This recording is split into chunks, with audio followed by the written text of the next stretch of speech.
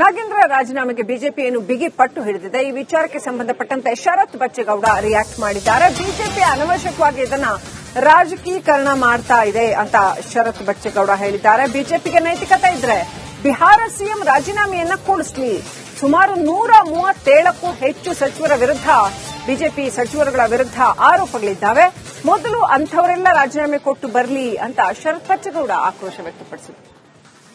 ಇವತ್ತು ಬಿಜೆಪಿ ಅವರು ಈ ವಿಷಯನ ರಾಜಕೀಯವಾಗಿ ಬಳಸ್ಕೊಂತ ಪ್ರಯತ್ನ ಮಾಡ್ತಾ ಇದ್ದಾರೆ.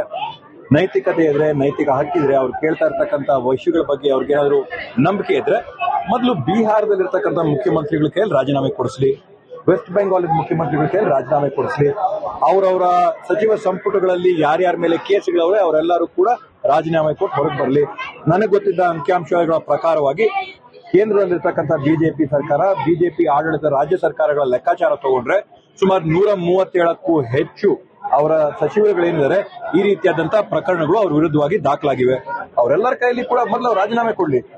ನೀವು ನಿಮ್ ತಟ್ಟೆಯಲ್ಲಿ ಯಜ್ಞನಿಟ್ಕೊಂಡು ಇವತ್ತು ಊರಿಗೆಲ್ಲ ಕೂಡ ಉಪಚಾರ ಮಾಡಕ್ ಬರ್ತಾ ಇದೀರಾ. ಅದರಿಂದ ಫಸ್ಟ್ ನಿಮ್ಮನ್ನ ನೀವು ಸ್ವಚ್ಛ ಮಾಡ್ಕೊಳ್ಳಿ, ಆಮೇಲೆ ವಿಶ್ವಕ್ಕೆಲ್ಲ ನೀವು ಬೇಕಾದ್ರೆ ಏನ್ ಸಂದೇಶ ಸಾರ್ತಿರೋ ಆ ಸಂದೇಶ ಸಾರ್ತೀರೋ.